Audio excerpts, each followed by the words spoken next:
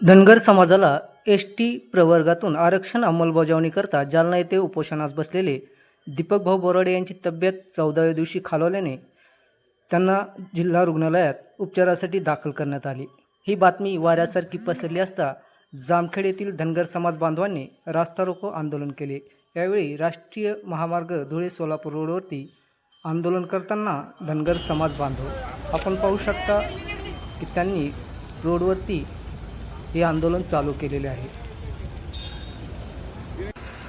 आज महाराष्ट्रामध्ये जे धनगर एसटी आरक्षणाच्या याच्यात लढा चालू आहे, त्या लढ्याच्या याच्यामध्ये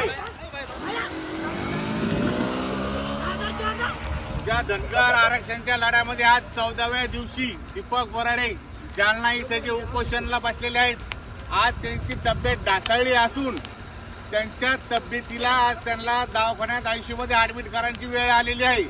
परंतु या सरकारला कुठलीही जाग आलेली नाही.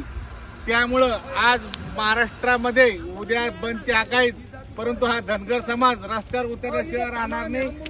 याची सरकारने दखल घ्यावी, त्याची एक झलक म्हणून आम्ही या गोष्टी करत आहोत.